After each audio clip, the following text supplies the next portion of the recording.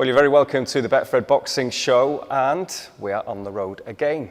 It's not too far for either of us, though, Anthony. We're only on the edge of Salford. We're at the VIP gym, where there's been a media workout. We've been busy speaking to people, and of course, it's always a hive of activity here. And normally, you just have to check that your trousers are tied, because if Nigel Travis is around, then it's all hell to pay. But of course, a busy weekend of boxing that we just witnessed. There was a couple of cards. I mean, stateside was a shock. Massive shock. One of the biggest shocks I can remember in recent times, that I think, and I was probably one of them, where I just thought he's got no chance. Did Sandor Martin have with Mikey Garcia? You see, Mikey Garcia is one of the most complete fighters in the game, and you just didn't see anything other than a very comfortable Mikey Garcia win. And called that wrong, and I've not heard one person say they called it any other way. No, if they're saying that, they're telling fibs, because as you say, it was a massive, massive shock. We had a busy card, of course, in Newcastle. Here, in terms of, obviously, Lewis Ritson didn't fight in the end. Savannah Marshall did, put in a great performance, and Chris Eubank Jr. got a run out a couple of weeks after he was initially meant to fight, of course. And then, fight of the night, which didn't really surprise us, was Brad Ray against Jess Smith. I mean, we've seen Jess Smith on Fight Zone recently, stop Scott Williams, and then we know all about Brad Ray, a real force, isn't he, now in the game, and it was a cracker. It was always going to be, and there's been a lot of criticism, like that was always going to be the best fight on the card. But listen, I feel for the boxer team, because there's a lot of big names who they had to make sure they got on television. But yeah, you could always tell that was going to be the best fight of the night. So it was disappointing that it didn't get the audience it deserved. People talking about doing it again. Like I say, I thought it was brilliant. Jess Smith, the cam man, as he calls himself, he always brings it, and he put in a very valiant effort. I thought Brad Ray was fantastic. I thought it was a fantastic learning fight. I didn't have it as close as what the score or the commentary had it, but maybe I got it wrong, because the referee and them scored it the same. But it was a great fight, and after he dropped Jess Smith in the first round, I said there's a lot of Callum Smith about Brad Ray, and certainly the way through that body shot was. But the way Jess Smith battled back into the fight was brilliant, and fantastic fight, and without doubt the fight of the night. He's got a great coach in Blaine Eunice as well, hasn't he, Brad Ray? He's a great, they've stuck together, worked together really well. Blaine was a very good fighter himself, didn't turn over, but I remember he got to the ABA finals. But Brad's a kid I've knew since being a chubby schoolboy boxer, and see him now big, middleweight the way he is. I like Brad a lot, and I really hope and I believe he could be one of the next big things out of Manchester. A City fan from Stretford, work that one out. Yes, I know. I can. I struggle with that. Because I like Brad and the family so much. His mum, his dad at the St John's Club. I allow it. Hughie Fury, we didn't mention Hughie. And do you know what? I thought Hughie was good on Saturday. I thought it was a good win. I thought sometimes people criticise Hughie about being negative to watch, but I thought it was really good on Saturday night, and there was a great piece with him and his father Peter that they showed before. It shows how close they are, and I think I'm glad he's getting the credit he deserves as a trainer. I know Savannah always sings his praises. I'm sure we're going to get on to Savannah. I think performance of the night, she was punch perfect, and she's becoming a star, and rightly so, in Newcastle. I think that was the one benefit of the Lewis Ritson falling fight through, was Savannah having a few more eyes on her, but hopefully Lewis can be back soon. That was going to be a great fight with him and Hank Lunder.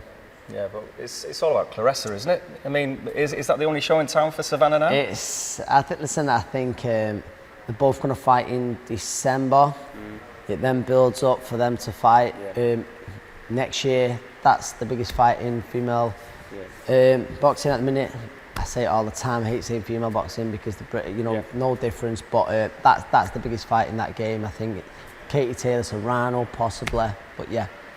And of course, we are at the VIP gym, where in a little while we're going to hear from Chantel Cameron, because she's got this unification fight in a couple of weeks. But it is a busy gym, as I mentioned. Jamie Moore, we'll catch up with Jamie in a bit. Nigel Travis, the coach, is here. Carl Frampton, recently retired, of course, was here. Rocky Fielding, who's coming back. Martin Murray, of course, who fought for those world titles. He's retired now, but it's the next phase now. Tursin from Kazakhstan, who's a real talent. And again, you look around the gym, it's buzzing. And one of the guys, fantastic fighters. One of the guys that we're really looking forward to seeing very, very soon in an epic fight. Well, caught up with Jack Catterall just a little bit earlier.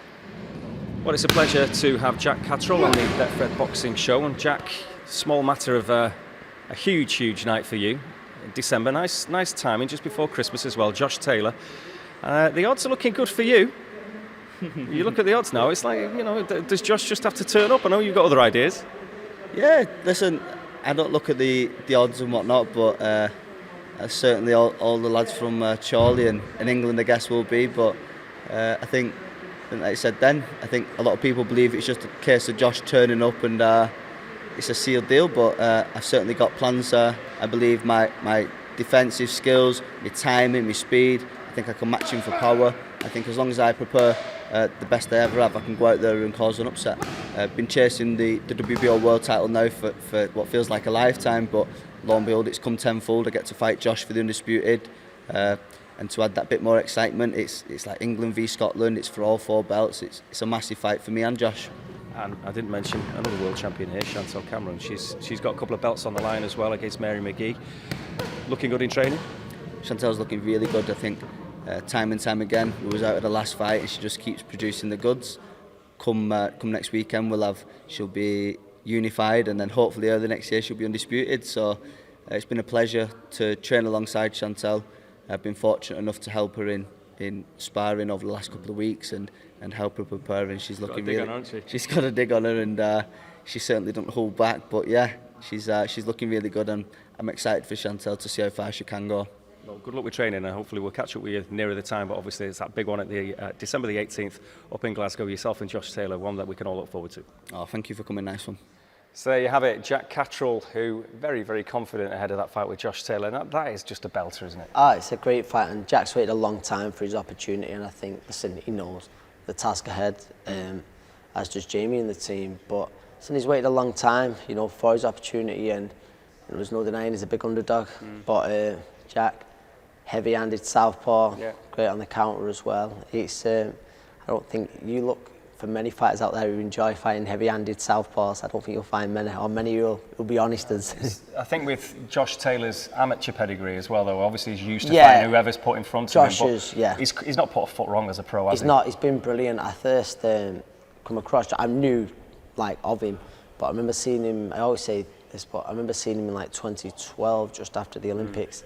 In the wild card, and he was with an American lad over there. He was sort of on the road. He wasn't a prospect, but he caused a lot of prospects a lot of trouble. And I saw the way Josh handled him, and ever from then I was thinking, he's someone to keep an eye on. I think he's one of the best fighters we've had in recent times over here. Yeah, but as we're hearing from Jack, it's got it all going. It's just before Christmas. It's England, Scotland. It's just. It's going to be water and atmosphere. That's going to be, and I think Jack will enjoy that. Like I say, he's waited a long time for it. I don't think he's going to get lost in the atmosphere. He's not the type to.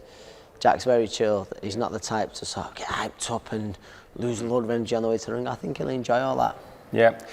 And a proud Chorley boy as well. I know he trains here on the edge of Salford, but as we're hearing, there's some good lads have come through there. Obviously, Mick Jennings and the likes, and again, Mark Jeffers coming through as well. Mark Jeffers, a real talent. So he's flying the flag for Chorley. So that one is one to look forward to. But before that, there's plenty of action coming out of this gym in terms of fighters getting fights. And one fella that's not had a great deal of luck, which you'll hear about, but he is getting out a week on Friday, and you will not meet a nicer lad than the super bantamweight Sean McGoldrick.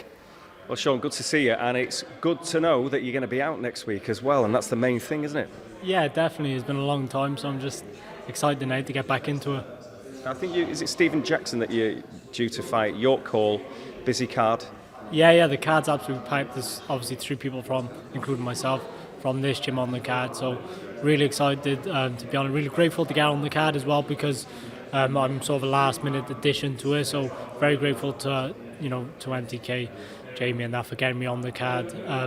I'm just excited to go. I've been ready now for the last few weeks and can't wait. There's some good fights coming up in the gym. Obviously, Chantelle Cameron's looking unifying belts, and Jack Catterall in the very near future against Josh Taylor as well. So it's buzzing, really, isn't it?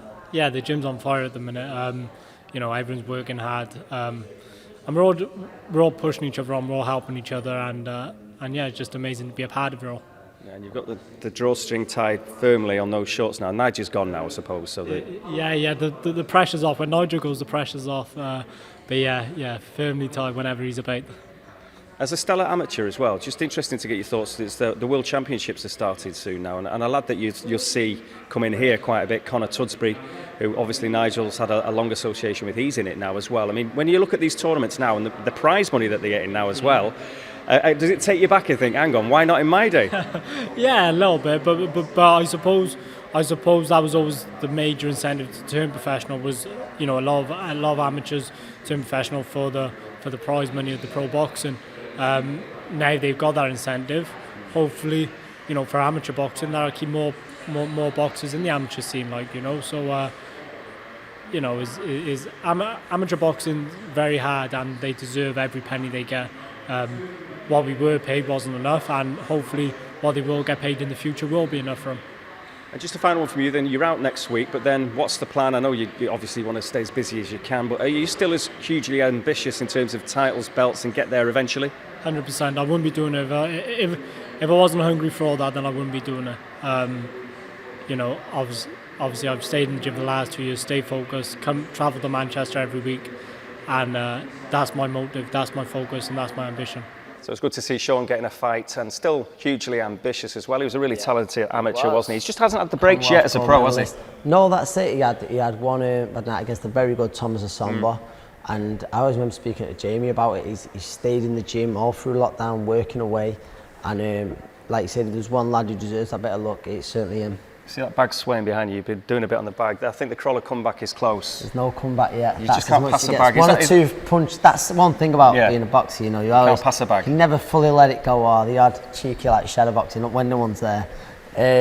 Yeah, that still happens, but well and truly retired. And this place, for anyone that hasn't been here, most people won't, is part of VIP's building. Now, VIP is a valve and engineering business owned by Steve Wood. So this is owned by Steve Wood, this gym. Steve's busy beavering away over just up there now at the moment. Yes. And again, you know, we're one of the busiest promoters in UK boxing, isn't it? I mean, he manages 80 odd fighters. Yeah. A few of the fighters I work with, just like shows back to back, and for I think many years now, Steve's been one of the, you know, the backbone of, you know, sort of, let's say, small or British boxing, but he's had some great fighters of his own, world champions and more. He has indeed. Of course, currently, you know, Josh Warrington trying to get back up there again, which has been key. Had Terry Flanagan, world nearly champion. Your dance partner. We was, and I'm sure myself, Terry, Steve, wish it would have happened. But one sort of regretting, I think, both of our careers. There is one fighter in this gym again, because it is busy. The schedule for the fighters in this gym is getting quite interesting now. But of course, Chantel Cameron. Now, you were saying before that you don't like talking about female boxing, they're just boxers, and Chantel certainly fits that bill, because every time she gets in there, she performs, and you know, just watching her train earlier, and a lot of power. She is. She's got very good timing. My girl Rhiannon, I remember her sparring a bit back, but very good timing, good power. Takes a good shot, and she ticks so many boxes. I think, you know, I know for a while it's the fight would have loved was the Katie Taylor fight. We still might see that, but she's got business to take care of.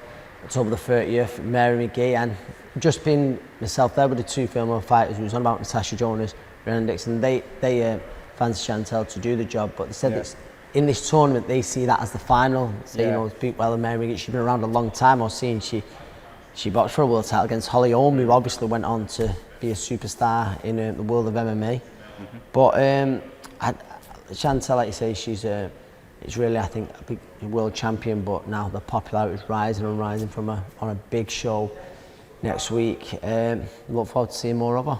Interested to hear that she's been doing some work with Jack Catterall as well, and which was good to hear. And we'd caught up with Chantel just a little while ago. Well, Chantel, the media workout, it is at an end. You've spoken to everybody, you've done your thing. It's one of these formalities that you just want to get out of the way, isn't it? Just get it done and get over and done with, and that's it. It's all about the serious business in the ring for you. Now, this is pretty serious. Mary McGee, it's a unification fight. It's exactly the kind of fight you want, isn't it? It's a fight I've been screaming for years now, facing an actual champion. It's what I'm always asking for, I've always been screaming for, and now I'm 10 days away from it, so I'm excited. What does she bring to the table? A lot of power, experience, and strong. Now, you could say the same about yourself. We've been watching you train, and I've been talking to Jack Catterall and other people that work hard alongside you as well. And again, similar attributes, but is there a bit more to your game, do you feel? Yeah, I feel like I'm a better all-rounder. I feel like I'm a better boxer, I'm faster. I got plan A, B, C, like I can mix it up. I can fight inside, I can fight on the outside. I think I think every apartment, I think I'm better. I suppose every fighter's been a bit frustrated in terms of with COVID and everything else. No one's been as busy as they wanted to be. But this, I mean, again, you get this fight out of the way, you win. In your mind, you're only winning, obviously. It's only going one way. What's the plan then? Win this fight, I'll go into the final. So I think they're talking about February for that. And obviously that's for all the marbles. So dreams come, that's a dream there. Like, it's incredible. So that, as you say, you get all the belts. That's the idea. You want to be that undisputed, unified champion. Yeah. At super lightweight, but clearly you've looked at the other divisions as well. Yeah. Lightweight, which we know about. So what's the overall plan then once you get all those belts? At the moment, I'm going to focus on getting all those belts, and then Jamie and MTK they'll make a plan for me. It's not gone away though, has it? The Katie Taylor name. It's not going to go away anyway. But that would be at lightweight, we presume. Or do you think that maybe would Katie want to be stepping up, or how? What do you think? Realistically, I don't think me versus Katie is going to happen. I think maybe me versus Jessica McCaskill. Like, who knows? I don't know, but I don't think me and Katie will happen. And you're not bothered now? I've been chasing it for so long. I think there's only so much chase you can do. My feet are burnt out. And a final one then, because again, there's always activity in here, and Nige has Nige been behaving himself recently, by the way? He's never behaved himself. So I don't wear earrings in the gym anymore. He keeps punching them out of my head. So I don't wear earrings anymore. Honestly, the amount of earrings I've lost because of Nigel. So I just refuse to wear earrings. Oh, well, listen, best of luck with the fight, and I'm sure you don't need it, but do the business, and then, we can all look forward to February. I know you're not overlooking her, but that's the plan. Thank you. Well, there we are. We've heard from plenty of people in this VIP gym today. Obviously, Sean, we've heard from Jack and Chantelle now as well. And again, you're working with Chantelle every single day. Jamie Moore, head coach. What are you? Because it's yourself and Nigel Travis working as a team here. So I don't really like putting monikers on people, but we'll definitely call Nige deputy. What do you think? Right. So number 2. Or Robin. I'll be Batman. He can be Robin. Right, okay. Well, there is a certain vibe in this place, I think it's fair to say. But talking to Chantelle about the fight, and Jack and his fight, and obviously Sean's getting out as well, which is great. It's starting to get busy again, isn't it? And Chantelle, I suppose, is the one that you'd be most focused on at the moment, because she's in a cracker of a fight, really. Yeah. She's the biggest one in terms of stature. I've got Turson, Larone and Sean are all on the Friday. And then Chantel's on the Saturday. So it's a busy period. I mean, all September has been, you can imagine, preparation for it has been really busy. So, but it's been good because they can all help each other out and work with each other. They've all been sparring with each other. Larone and Sean McGoldrick have really helped each other on, because they've got sort of polar opposites in terms of styles, where they both give each other problems. So they've been able to work with each other to sort of try and work on how to negate each other's best attributes. So it's been really good. Regarding Chantelle's opponent, Mary McGee, Jay, it's seen as they're going to do a tournament, the 2 140s, and they're going to meet in the final. Mary McGee, do you just speaking to Natasha Jonas and Rhiannon then? They've watched a bit of McGee and they fancy Chantelle to win. It's not an easy fight, but they fancy Chantelle to win. But they see that as the final of the tournament. Do you see it that way? I said the exact same thing to Shan when the fight got made. I said, this is the harder fight out of the other, out of all 3 girls, the other 3 girls in the tournament. I said this is the hardest fight. Not saying that the other 2 can't be difficult fights, because obviously stylistically they're a little bit different than Mary McGee. But I also feel that even though this is the most difficult fight, it could be the easiest fight in terms of style-wise. I feel like she'll present more opportunities for Chantelle. Yeah, so she she's not going to jump on the back foot and cause Chantelle problems in that sense. You know what she's going to do. She's going to come looking for her and try and knock her out. It can't be anything but yeah. And I feel like, because I know how hard Chantelle punches, how accurate she is, I feel like she could be presented opportunities, and it could end up been over pretty quick. Do you think it's raining, by the way? I know this roof, it won't even be raining that bad, but the roof just has that sound where it's really bad. So hopefully we can edit it out because it sounds ridiculous. It's, we are used to a bit of rain in these parts, let's face it.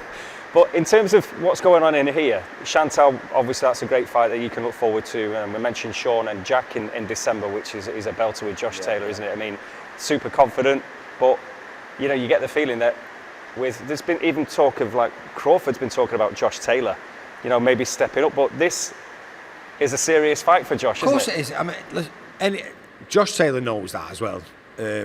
Anyone who knows Jack knows how dedicated he is, knows how good he is, and I've witnessed him in the gym, and I understand. I know sparring's not the same as fighting, but some of the stuff he does in the gym, the techniques of the stuff, his experience for a start. I mean, when he was 18, 19, he was in Vegas sparring Mayweather and Canelo. You know, you just don't, you can't buy that type of experience. So then 10 years down the line, with a load more experience, loads of fights under his belt, fought at a really good level. He's not been as active recently as you'd want to be going into a fight like this, but he's so dedicated. He's in the gym every day. He spars once a week still, at least, which you can afford to do when you're so defensively minded as Jack. His defence is so good, he hardly takes a shot. So he spars, so his distance and timing is never gone. So he's not like he's coming into this for 10 or 12 weeks and going, right, I need to get my timing and distance. It's just never away. So we understand how difficult the fight is because it's Josh Taylor. He's an unbelievable fighter. But I'm confident Jack Catterall can beat any super lightweight in the world, and that includes Josh Taylor. That doesn't mean to say I think he's going to win it easy, because it's virtually impossible to beat an undisputed champion easily. You know, they're an undisputed champion for a reason, but I just feel like Jack's got all the attributes you need to beat Josh. You think, Jay, the atmosphere, I was saying just earlier to Dom, and like you've stated a few times, you know how tough of a task it is. That atmosphere that night is going to be something else. Yeah. However, I was saying, Jack's very laid back, very chilled. I don't think that's going to come into effect where there's a few fights you could get swallowed up in that. I don't believe Jack will be one of them. I think if you're going to go into a situation like that, having a cool, calm, collected personality, a bit like yourself, Ant. Cool head in a hot kitchen. Exactly, that's what I used to say at Frampton all the time, because there was always so much going on around him. He used to say, nice and relaxed. So Jack has got the perfect personality to go into the Lion's Den like that. And in a situation where the crowd's going to be so behind one fighter so much, I also feel like you can feed off that energy yourself. And knowing he's the underdog, going into the Lion's Den as the underdog, you sort of use that negativity in a way, what the crowd is putting to you, as fuel to go against it. So I'm just looking forward to it, because he's waited so long for this opportunity. He did the right thing in a way, I feel, because he'd waited so long. When they wanted to fight each other, Ramirez and Taylor, with the promise to fight for the undisputed title afterwards, it was a no-brainer for me, because why would you want to fight for one belt or two belts when you can fight for all the marbles? So he did the right thing, and luckily Josh has stuck to his word and stuck to it. Just a couple of other things that are quite interesting going on at the minute. Rocky Fielding. Now, obviously you were looking after Rocky, but he's been in Dubai since the start of the pandemic. Yeah. What's happening? Yeah, so he's just been over here for a couple of weeks, actually. So he came over here to do training camp for the fight. There was a little bit of a delay on the announcing of the date, so he wasn't sure whether it was going to happen.